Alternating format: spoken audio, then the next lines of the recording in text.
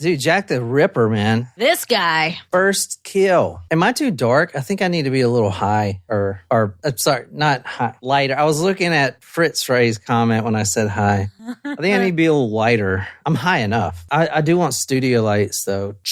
Like, I want casting couch lights. Anyway, I hope everyone's doing good. Can everyone hear us okay? This is going on plan. So here's my schedule. Mondays, I edit the episode from Saturday, and I also start my research. Tuesday, we record for you guys. Wednesday, I edit. Thursday, which is today, we record. Friday, I edit. And then Saturday, we record. Brandon, you need to get on some Skinwalker Ranch, my friend. It's good. I promised myself I wouldn't talk about it, but if anyone wants to talk about it with John, please, he needs another person to talk to about it. Yeah, she doesn't understand science stuff. I mean, not that I do, but, I can at least talk the talk, sort of. Yeah. But tonight is not to do with Skinwalker Ranch. It's to do with Jack the Ripper. Jack the Ripper's first kill. The first of the canonical 5. Okay. Like the first. Absolutely the first. This is the first of the canonical 5. This is Jack the Ripper's validated first kill. And like I said, I don't know if anyone has uncovered some of the information. I'm sure maybe they have. A lot of the stuff we're going to talk about. I'm sure I'm not the first, but I feel like that's the first time you've ever said. But I'm telling you, man, there's so much evidence with this one. It is unreal that hasn't been named. There's just so much evidence with just this first one. I can't imagine getting to the 5th one. We're gonna know the dude's name and address by that time. Shit. You think so? Yeah, man. Oh, what? The way I'm researching this shit? Oh, hell yeah. Definitely. You'll see. This is, but we're going to start. This one's crazy. And it's the first one that's the Jack the Ripper validated. The other ones might have been too, but I don't know. I guess we'll have to see. I will say in the paper, in the 1800 papers, they're suggesting that they all are in common. And that's partly because they've never seen that. And then they see it like 3 times in a row. Now, I'm not talking about the Jack the Ripper ones. They just in general, these murders. The one we talked about last time. Yep. For the last one, do you remember she was found dead down the stairs? Yep. Tonight we're going to August 31st. It's August now. August 31st, 1888.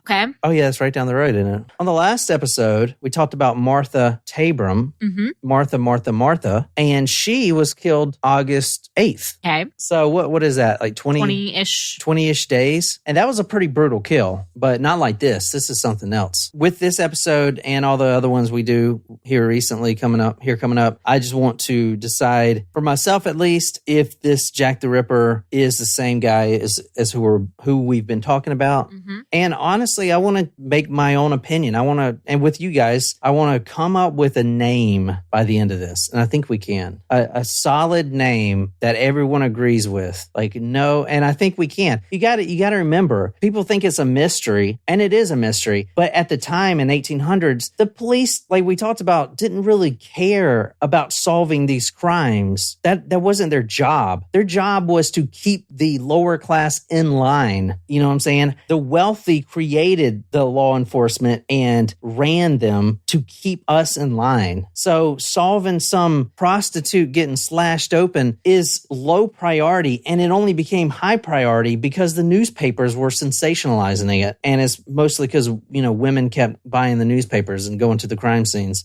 which it is. Sounds similar to what happens, Yeah. today. All right. So August 31st, 1888, I'm going to Bucks Road. It's now called Durward Street. And I think we should go to it if you have time.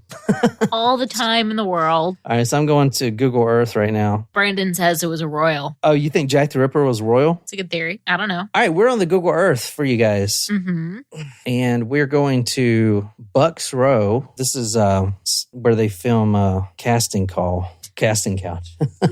We have a place in Charleston called Cheetah Charleston. Cheetah Charleston is a strip club. Charleston Cheetahs. It's a strip club of cougars and cheetahs. That's what cheetah is. Cheetah is older than a cougar. Yes, it is. Or is that a panther? I don't know. All right, so here we go right here. It's now called Durward Street in London. And we know this is the right place because there's a Jack the Ripper museum down here. Oh. I just saw it. Opened in 2015. Look at that. Crime Museum. Well, sounds about right. Yeah, so this is all Whitechapel right here. And Gerard Street's right here where you're looking at. Mm-hmm. And the exact spot we're going to, I got to flip this around. We got to go down here, and this volleyball court is right here. So where we're going tonight is this street, and there's another one that intersects with it that's not there anymore. It used to be right here, and it's called the best street of all, Brady Street. Brady for the win street. And this is Brady Street from what I saw right here. And Bucks Row Street, this is Bucks Row. It's now called Gerard Street from what I'm seeing. And they're doing construction here. But from what I saw on this episode, what's his name? Brady Street is down here. So August 31st, 1888, early in the morning, 4:30 a.m. in the morning, just like the last murder, who's walking the street? A constable. Another cop finds the body. Okay. Much like the last one. So it's 4:30 a.m. No one's out. Everyone's gone to bed. There's not really street lamps. In fact, in this section in the East End at this time, there were no street lamps. This is the slums, okay? Okay. And a lot of London was the slums back then. But this particular spot is one of the worst. Bad news. Bad news. So not a lot of light. And there's some gang activity here too. But anyway, on Bucks Row, a constable, John Neal, probably one of the only constables, well, I think the only constable in this district. One newspaper quoted a local saying that policemen in their district is, quote, as rare as a wild duck. I'm assuming a wild duck is rare, but Yes. wowee. That's effing rare, dude. That's what it said. I was like, oh, shit. Snap. So Bucks Row contains about a dozen houses, all of very low class. Most of them are rented by, there multiple people live in them. There's a lot of brothel activity going on, a lot of casting couch going on there. And this constable, he is doing his beat walking around, and he looks down and he sees a woman. And we're going to read what he says because I feel that's important to see, to read his statement. But he is walking on Bucks Row and he observed a woman lying on her back. To her left side was at the time a horse stable. Okay. As we'll get to, I don't know what kind of stable it is because they interview a guy who will go through his stuff, but his occupation is a horse slaughterer. So, oh my God. but that's awful. I know. Like, why? Who slaughters horses? When you said what kind of stable is this? I thought you were going at Mr. Hand's direction. Oh, no. Even worse. Yeah. Anyway, to the left of this woman's body is this gateway to these stables. Her left arm is touching this gate, and she is on her back, and her legs are shot straight out in front of her. Okay? She's just laying there. Now, it's really dark, so he's not seeing much here until he leans in and pulls out his flashlight. I don't think they had those back then. No, they definitely didn't. I don't. Yeah, you're right. Probably not. They just got electricity. They just invented electricity. So batteries were a no. Yeah. So gaslight. Okay, lantern. They had a lantern. Murder by gaslight. Yeah. All right. He observed that this woman's throat, quote, was literally cut from ear to ear. Ugh. And her head nearly severed. So everything we're reading tonight, and I'll show you a lot of the stuff. It's all from newspapers from the 31st, which is the day of the murder. I guess the evening newspapers covered this. They didn't identify the body yet. And then all the way up until the next murder, which is literally 8 days after this one. A horrible murder in East London. She was lying on her back. This woman, this dead woman, her throat was slit because when he tried to pick up the back of her neck to check a pulse or something, that back of that head hit the pavement, the cobble streets. That neck was nearly severed. I mean, whoever did this might as well just had finished the job. Just kind of,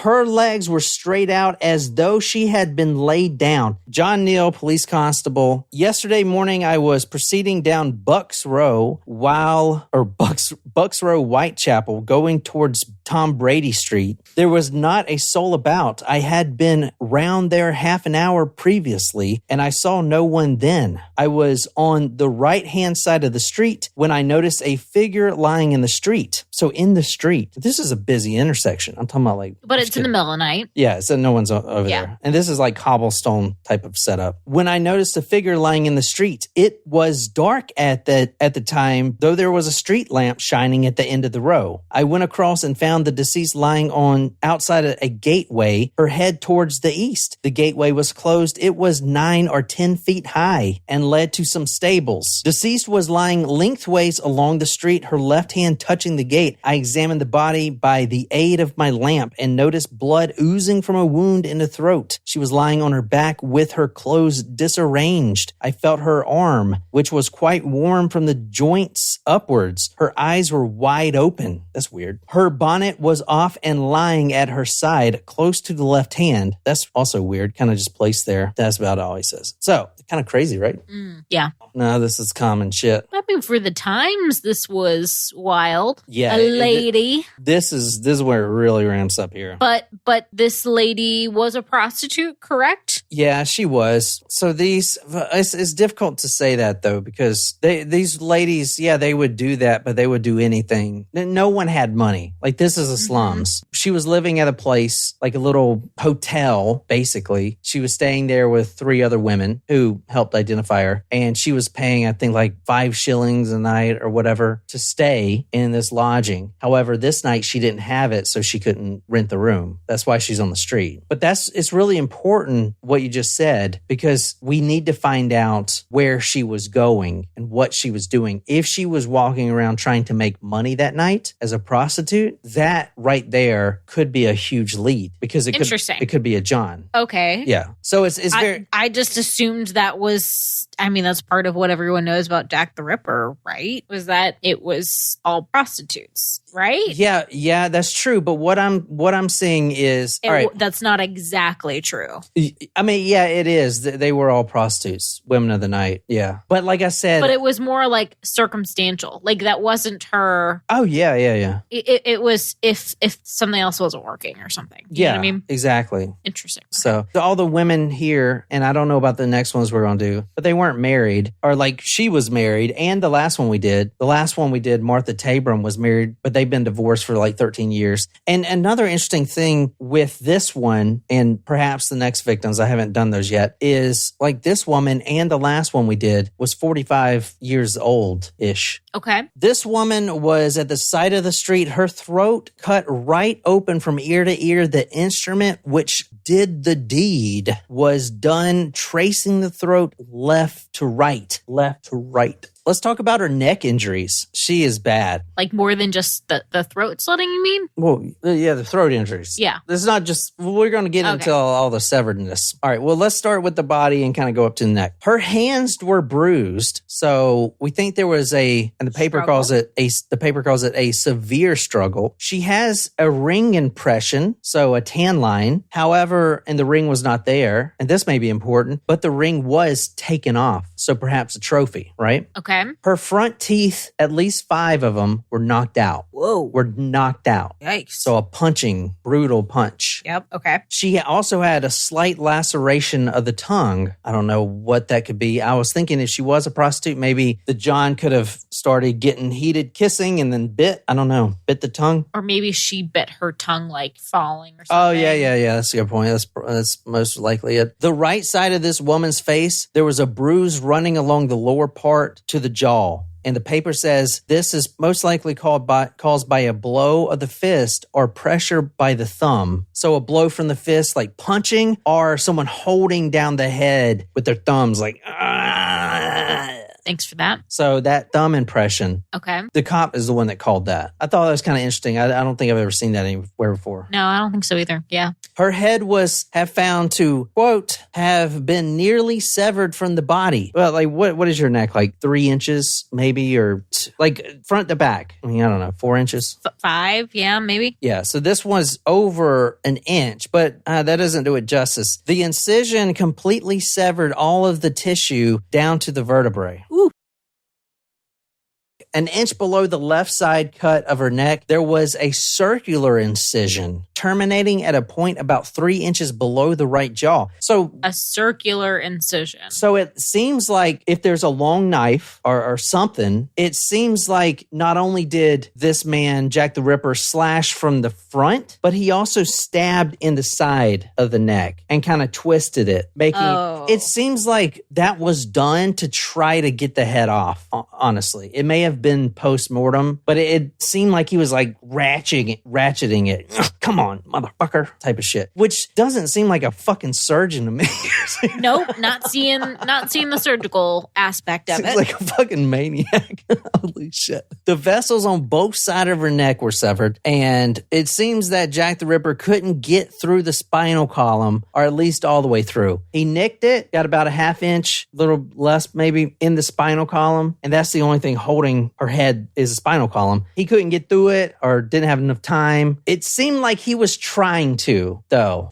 With the circular stab, especially, it seemed like, from what I'm reading, that was his goal. It's like, dude, I want to see this freaking head roll. You know, maybe I kick it, give it a big old kick and make it hit the lamppost up there. Yeah. Like, it seems like that's what was going on. If you're going to kill someone, like, why go that far down, you know? Mm-hmm. Like, it seems like he was determined, in my opinion. Very brutal. Yeah. The windpipe was completely severed through and detached from each other. And like I said, the face on both cheeks were bruised and very much discolored. So it was a violent struggle, which is very important because this is at 2 a.m. in the morning. Yeah. In a pretty busy street of London. There are a lot of low-end apartments there. Mm-hmm. I mean, there's not people walking around. Well, maybe there is. But, I mean, it seems pretty busy, you know, as for the slums, you know? Yep. So kind of ballsy. She wore a long brown ulster. I don't know what that is. It was an ulster. Oh, I thought you knew. Maybe it's like some sort of jacket with large buttons in front, a brown dress, and a petticoat which bears the name Lambeth Workhouse, which they're going to figure out. She was a recently released inmate. Huh. Now, this is kind of off topic, but doing my research with this and more into her background, she's not an inmate because she committed a crime. She's an inmate because she's a vagrant. That's what it seemed like. And she's a, quote, immoral woman. They put a lot of that in there. This woman is doing immoral things.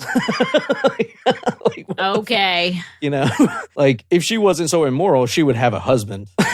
That's what the papers are like. Sounds about 1888 to current. It sounds like 2023. But they actually put her in this works center. She's an inmate for this workhouse because she didn't have anywhere to go. Isn't that nuts? Yeah. Anyway, I saw in the first paper I looked at, the day of the murder, just later that night, the clothes are torn and tattered. It said the clothes were torn and cut up in several places, bearing evidence of the ferocity of which the murder was committed. However, like I said, there was a newspaper retraction the next day saying that the clothes were not torn, nor were there indications of a struggle. And as you're going to see... How is it that different? I know, right? That's why you got to have How would there not be indications of a struggle? Now you're getting it. Now you're seeing what no one else is seeing. I'm so confused. You'll get it soon. You'll see why. Okay. You'll see why. Is there an anomaly here? No one knows what you're talking about. It's okay. It's an inside joke for you and me because no one else is watching Skinwalker Ranch, apparently. All right. I don't know if you can read this. Horrible murder in East London. You can't? No, I can't see that. Oh, titties. Well, you gotta go.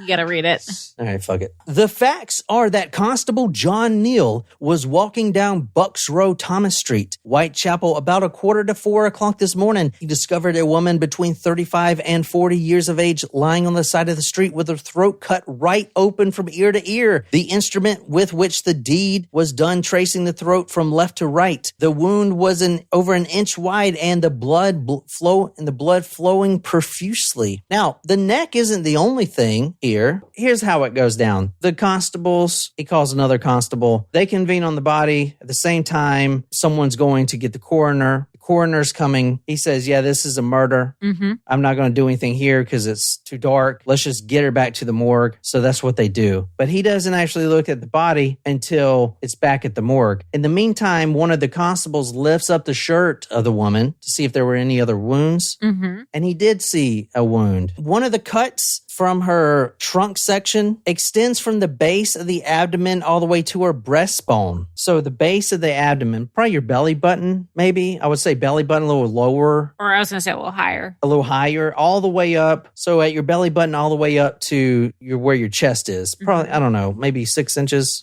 There was one cut that extended from the base of the abdomen to the breastbone. The abdomen had been, quote, ripped open and her bowels were protruding, which means they were pulled out. Because if I take a knife and I go up your abdomen, it's not just going to be like, oh, here's all my guts. No, they got to. It would have to be a very deep cut. Yeah. It's got to be like some Fidel Lopez going up through the vagina, ripping guts out kind of shit, you know, disgusting. There were more abdomen wounds. 2 of the wounds are thought to have been committed before the throat wound. That's weird. All right, this woman is screaming bloody hell, and you're going to cut her bowels open, which she'll still live through, before you cut her throat? You cut her throat, she's dead, or she can't scream. So why start at the bowels? It's like you don't want to kill someone. It's like you just want to see what those things look like. You know what I'm saying? Interesting, yeah. Yeah, these little details are very important. Yeah, I agree. So those abdomen wounds, as of now, let's just say that they were the first ones done before the neck. All right. Or the wound extending to her breastbone was done by a large knife, a long bladed knife, moderately sharp. Now, that's a lot of blood. That's a lot of blood loss right there, right? You think she would lose a lot of blood? I would imagine. Well, how about this? Quote, no blood at all was found on the woman's breast or of her body or of her clothes. So the person changed her? There's no blood on her clothes. That's not possible. If her entire guts were ripped out and her neck was splayed open? With regard... Unless she was dead before those cuts were made. With regard to the weapon used, the current belief is that the murder must have been committed with a butcher's knife. All right? 2 or 3 inches from the left side of that wound, running in a jagged manner, there was a deep wound, another deep wound. There were also several incisions, and the word incisions, I think, gets people. Because it's a doctor writing this report, so... Yeah, exactly. You know what I mean? But these aren't incisions. If you look more into it, the right side of the abdomen, 3 or 4 cuts running downwards. So a knife stabbing down and then just pulling down like you're cutting a piece of carpet. Urgh. Someone's trying to get that body open, and he's stabbing right there and then pulling down. There is nothing surgical about that. No. Unless it's me doing surgery, because that's how I would do surgery.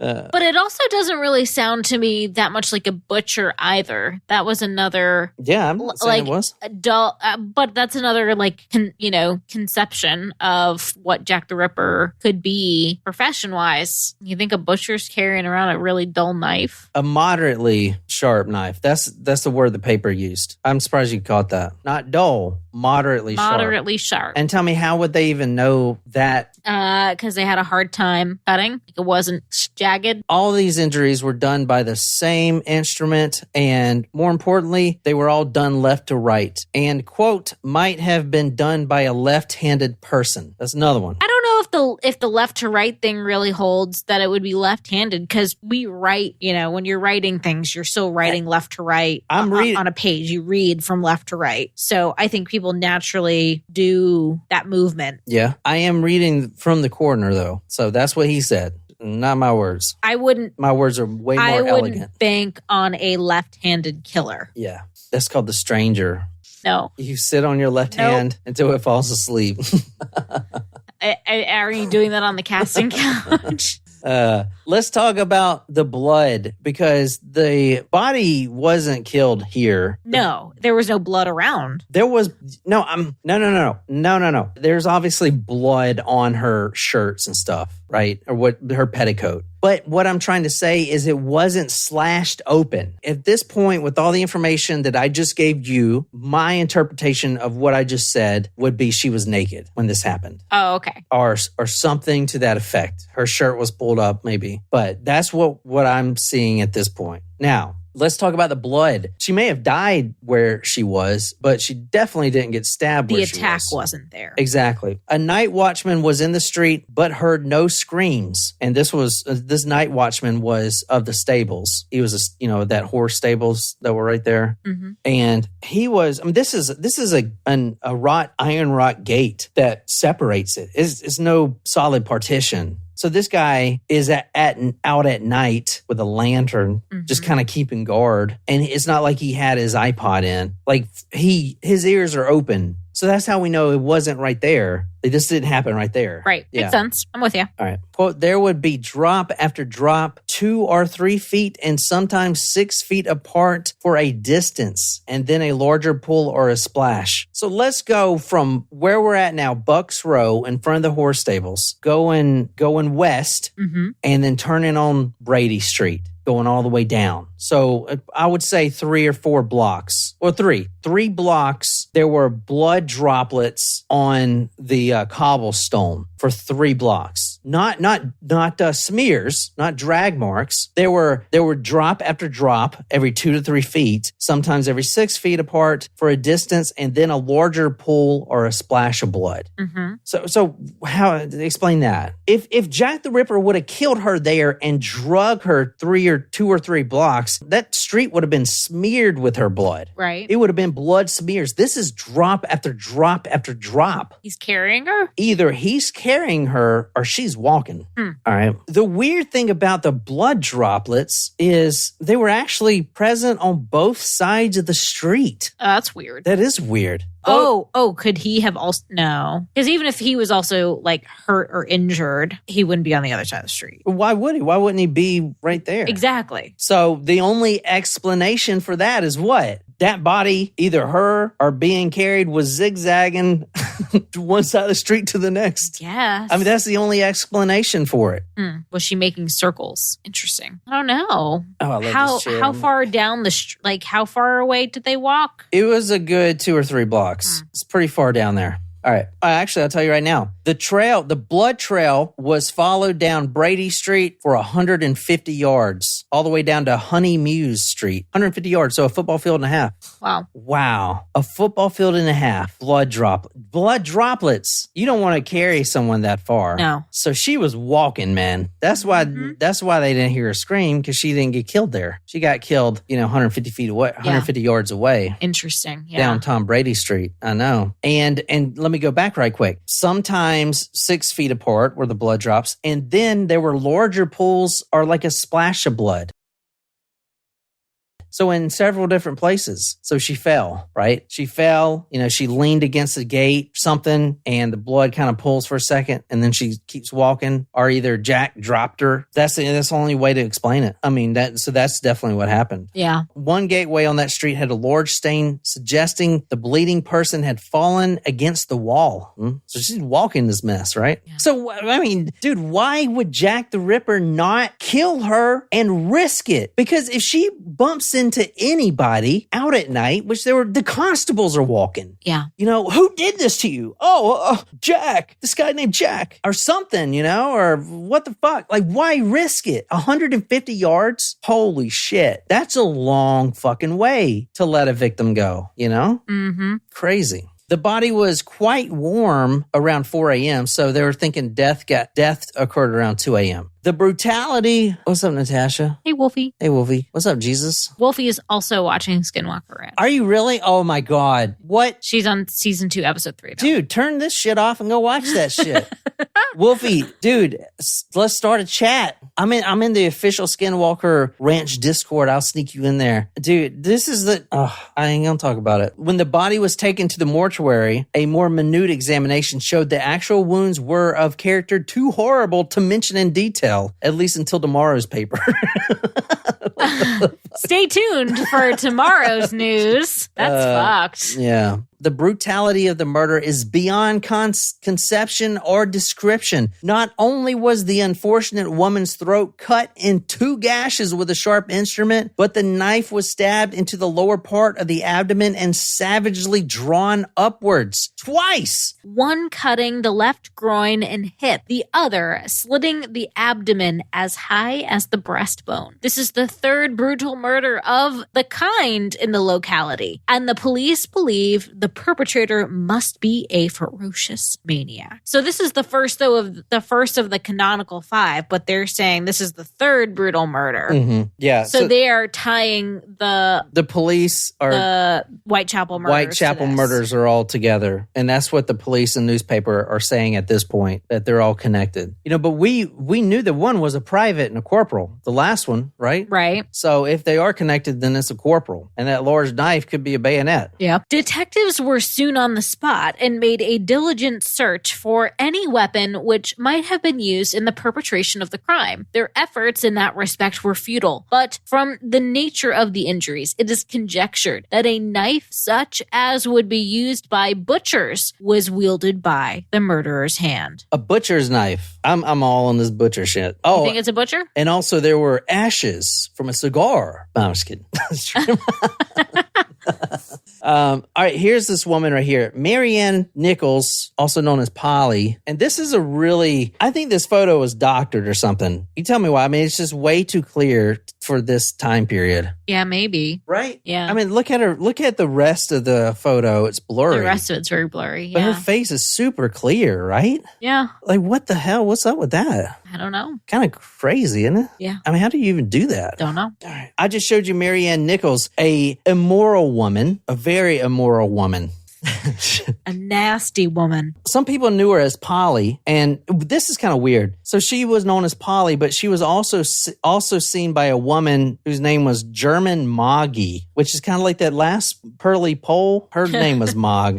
German Moggy was speaking to her at 2:30 a.m. that morning. So this had to be right after that. But it's between 2:30 and 4 a.m. now is her timeline. Yeah. And German Moggy is also a prostitute. She had no money for lodging, and she was wandering the streets. She had been staying at one place for about 3 weeks, but paying by the night. And the nightman... the nightman... We've also been watching a lot of It's Always Sunny. Dayman.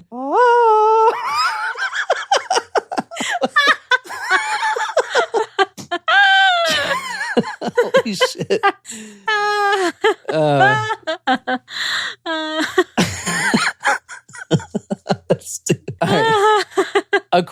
According to Edward Walker, this woman's father, he has not seen her for 3 years. He did say that she had a husband, but they were living apart for 7 or 8 years. And can you read what the coroner is asking the father? Because this is the most important thing. The coroner says, was she a sober woman? Well, at times she drank, and that was why we did not agree. Was she fast? Which means like fast and loose. That's what it means. No, I never heard of anything that sort. She used to go with some young women and men that she knew, but I never heard of anything improper.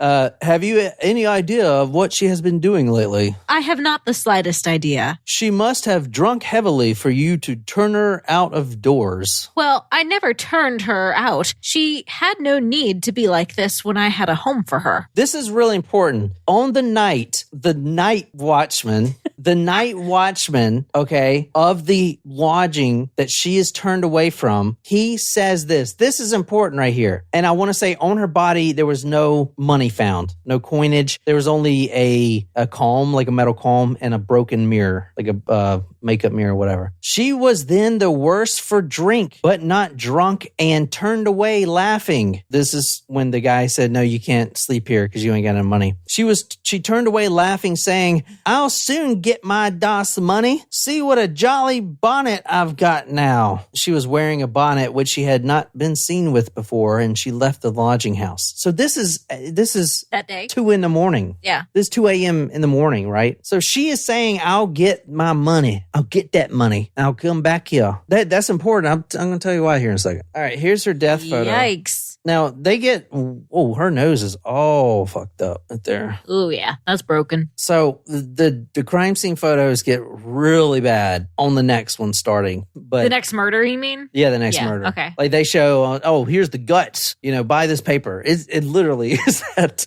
And next week, and tomorrow, we'll show you this. That's crazy. Yeah. You think it's broken, though? Yeah. Yeah. Man, I bet if it wasn't broken and someone has it like that, They snore bad. Now, at the time, this wasn't a butcher or a surgeon. This was a madman. This is what all the papers say. Newspaper and law enforcement and medical immediately labeled the killer as a madman because no one could fathom who else would do something this horrible. If it was jealousy, they surmise, then one cut to the throat would be sufficient enough for death. But the disembowelment, well, that was just for fun. It is this which makes the police think that the deceased was the victim of a criminal who has, while suffering from some special form of madness, wandered about London and committed the crime of a mysterious nature. So let's get into some witnesses right quick. I told you about the blood thing. We know she's killed somewhere else. We know she's killed by a madman. All right, let's see if she was alone or if she was being followed or whatever walking down the street. Many witnesses had heard horrible screams of the woman. A Miss Caldwell says, I was awakened early this morning by my children who said someone was trying to get into the house. I listened and heard screams. They were in a woman's voice and though frightened were faint-like, as would be natural if she were rushing. She was screaming, murder, police, murder, police. She screamed this 5 or 6 times and seemed to be getting further and further away. I heard no other voice and no other steps. She seemed to be all alone. I think I would have heard the steps if anybody had been after her unless they were running on tiptoe. She's running alone, screaming. And this is something they scream back in the day. The last victim did this too, more in this day. They scream murder, like they yelling bloody murder. Murder! If they're getting murdered, they scream that.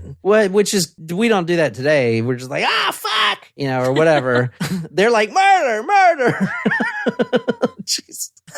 Interesting distinction of the times. So she is running. Let me paint a picture. She is disemboweled, okay?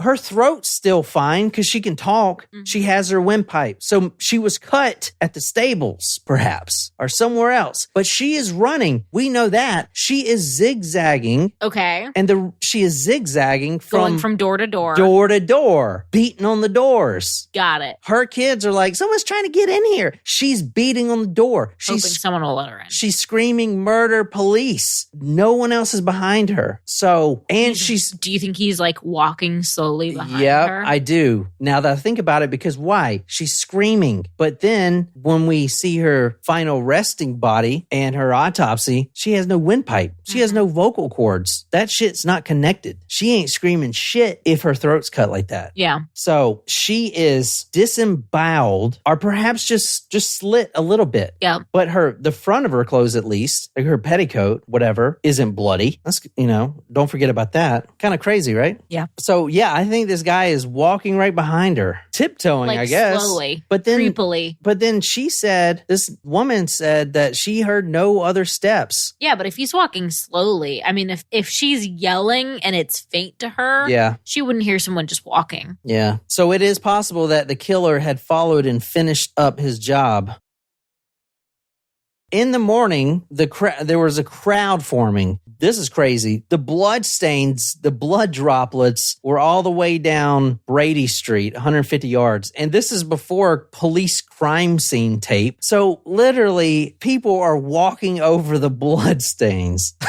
I wonder if that's bad luck. I was thinking about being at the beach and not walking. You're not supposed to walk over someone else's footprints. It's like bad luck or whatever. Oh. So they're walking over blood droplets. How crazy is that, right? I mean, that had to been a sight to see, man. 2 more blood spots came from the other side of the gateway. So she's here, not the other side, but going the other direction. So it must have been from him, and must have been from the knife, because blood pulls at the tip of the knife and then drops down. So he walked in that direction. Okay. West, I guess. All right. Or actually, check this out. It is believed that they came either from the hands or the clothing of the murderer as he went away, and the drops were so large without any others near them that they seemed to have resulted from squeezing out of some blood-soaked clothing. crazy, right? Yeah. The watchman at the wool factory, just a few feet away from the body, said that at exactly 3 o'clock, he stopped and talked to two men outside his gate. That wool factory is right where the body was found, and no body was there at the time. So now we're looking at 3:30-ish for the exact time of murder. From that time forth, no noise was heard by the night duty. And the paper actually said that whoever did this used, quote, extreme stealth and care doing this. Henry Tompkin, which is a horse slaughterer. I want to fucking kick that guy in the who needs to slaughter a fucking horse? I want as a profession. Yeah. What the fuck? Is he a person of interest? Shit. Maybe. He said he was working on the Winthrop Street that night, which adjoins to Bucks Row, and had two companions. They heard no suspicious noise, but then they left around 12:20 a.m. So he may have came back to... I mean, shit. I'm gonna research him some more. Yeah.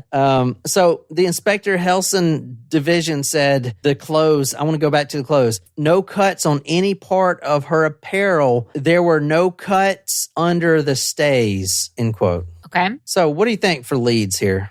Well, so the butcher... What do we got so far? Recap everything for us. We've got a woman down, found... Well, I need to be more specific. We have an immoral woman down. Yes, an immoral woman down, murdered, but her first wound was not at the site where she was found dead. She was kicked out of her boarding house because she couldn't pay, so she may have been trying to look for money for other ways or a place to stay. All right, explore that real quick. There were only droplets of blood on Brady Street and the occasional spot where she may have fallen. But where did she get initially stabbed at? There should be blood. There should be a lot of blood somewhere. Where is it? Don't know. You haven't said. One lead, a pretty good lead, is German Moggy, the prostitute that I was telling you about. She said she was in a position similar to that of the deceased, and she alleged that there is a man, and this is, you can see this in the paper. I did put this on the Discord for you guys, because this is crazy. She said that she's also a prostitute, and around that area, there is a man who goes by the name of, quote, Leather Apron, who has more than once attacked unfortunate and defenseless women. His dodge is, it is asserted, to get them into some house on the pretense of offering them money. He then takes whatever little they have and, quote, half kills, end quote, them in addition. So this guy, whoever this is that goes by Leather Apron, he brings women into this house. All right, so let's go back. Where's the blood? In that house? There's no blood on the street. Maybe she was in the house. But where's the house? There's no blood on her clothes. Maybe she was naked. She didn't have any money for lodging. Maybe she wanted to go work. Maybe this guy who has done this before brings in prostitutes and unfortunates, offers them money, steals what little they have, and then, quote, half kills them, which is exactly what the fuck we're looking at here. Right? Mm-hmm. I mean, is this woman not half killed running up and down the freaking street? There's no blood on the streets where she would have got killed because she's in a damn house trying to make a few shillings. That's why I said, I got a new bonnet now. I'm going to come back when I made money for a room. She went down to Brady Street. This guy said, come on in, I'll pay you. Who is this guy? And if he's done it before, how come no, and only has half killed women, how is he not identified? Now? Because no one wants to do any damn research. Then the police don't give a shit. That's why. I'm not saying this is the guy, but the same day this happened, the friend that she was with comes out and says, I'm in that same position. This has happened to me before. This guy named Leather Apron, and I did ask ChatGPT, who would wear a leather apron in 1888? Well, butchers wear leather aprons to protect them from blood and other fluids. Oh, that's weird. Horse slaughterers? Oh, shit. Yeah. But she knows a man that does. This is what the paper says. It's on the Discord. The woman in a position similar to that of the deceased alleged that there is a man who goes by the name of Leather Apron who has more than once attacked unfortunate and defenseless women. His dodge is, it is asserted, to get them into some kind of house on the pretense of offering them money. He then takes whatever little they have and half kills them in addition. I answered 4 of my questions there, basically. Okay? 4 4, right? Where's the blood? It's in a house. Okay. This guy offers them money. Where was she going? She was going to make money so she can get a room. Okay. Why is she running half disemboweled? Well, this guy only half kills them. Why didn't she have any money on her? Well, he took it all. There's 4 fucking leads right there, dude. Is that not fucking nuts? I feel like we're gonna solve this case, but who? Yeah, okay. So we have a butcher or someone who wears a leather apron, which I'm still researching. I'm researching butcher shops around that time. Okay, can we go back to the Whitechapel murders real quick? Go ahead. Or I'm getting confused. What are the 11, and then there's the 5, the canonical 5. Is that which one's the Whitechapel? The 11. The Whitechapel's the one we started with yesterday or the other day. Okay. The woman who was killed by the soldier. And we did only one of those. So what I'm curious, are there any other similarities with the papers are saying they're all related because there's no murders ever, and then all of a sudden, and then not only there's murders. I shouldn't say that, but there's no brutal murders. It's only like killing your husband or wife or something, jealousy kind of murders, and then it's these. The Whitechapel murders, we did 2 of them. One was the woman said a gang of men did it, and then she died. She was half killed. That was the first one we did. You remember that? A gang did this to me, and then she died right there at the hospital. No, I don't remember. That's why I'm doing this front to front. You got to try to remember. But, I definitely remember the officer one. Yeah. So this woman that I did last time, right? Yeah. Her name? So what? I don't know. Well, what's your question here? Like, what's the question you got? So I was talking about the Battersea mystery. This woman, we talked about, let's see. I'm just trying to really see if there is a connection. Well, there is. Or if they could be multiple people, like not just 2 sets, All right, so we did Emma Elizabeth Smith, 33, Fitzroy. She was killed by the Whitechapel Church. She saw some men coming. She crossed the street. They followed her, assaulted her, robbed her, and then commenced to outrage her. They were young, 19 years old-ish. She died soon at the hospital. Blunt instruments had been used to beat her with great force. All right. This lady was also beaten. Remember? Now, this was only but very different. Yeah. So the first Whitechapel one was April 4th. So quite a way away. And then the last Whitechapel one we just did with Martha Tabram, that was 20 days ago. And that's the first one that we saw that was real brutal. I guess I was just trying to see if there really was a connection between like the groupings, and I'm not seeing it. We haven't done them all yet. I know. I'll go back and tell you if there's connection. Okay. Because I'm doing all of these. Okay. So I can tell you if there's damn connection, but I can't now because I haven't done them all. No, I know. Yeah. Another theory could be gangs. We just talked about the one, the first Whitechapel murder. That was definitely a gang. There were local gangs out at night around this time. They blackmail, quote, these poor creatures, end quote. One gang was called the High Rip Gang. If that's not fucking telling. They were some young ruffians. From the Western Daily Bucks Press, September 1st, 1888, Bucks Row is a narrow passage running out of Thomas Street and contains about a dozen houses of very low class. It would appear as if the murder was committed in a house and the body afterwards removed to the place where it was found. The nature of the abdominal wounds being such that it would be hardly possible for them to be inflicted whilst the deceased was dressed. That's a huge lead right there. Yep. Okay, this is the day after. It's saying this woman was killed in a house. This woman was naked. Okay, that's what it's saying. Yeah. That's a huge effing lead. That means she was in a house performing a service or about to. There on Bucks Row, perhaps. So who owns a damn house? Mm-hmm. It's like, what the fuck? We're going to solve this shit next week. I'm going to write a book. And the books would be like... Solved.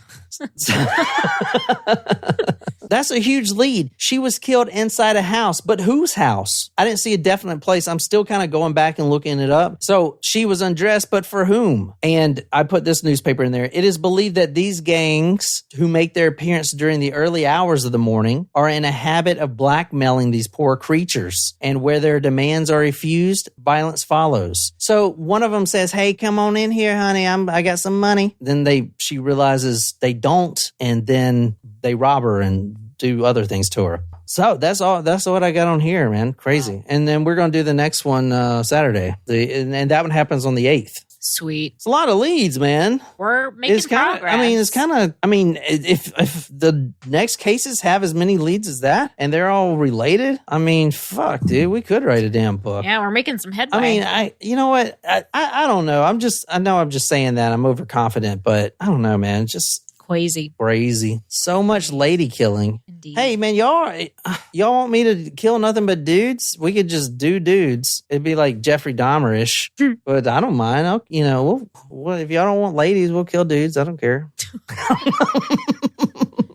We'll do anything. There's also a transsexual serial killer out, I think in Laredo or some shit, killing. Like active right now? Yeah, killing transsexual people. Crazy. I can do that. We can do aliens. Love me some aliens. Well, what do you think about that one? It's interesting. It's very interesting. I'm curious to hear some more themes. And yeah.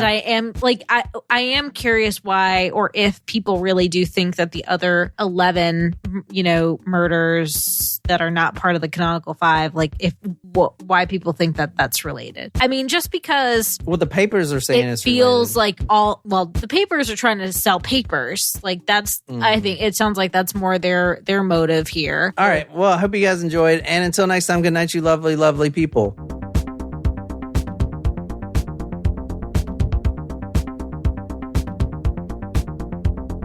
I kind of run this shit.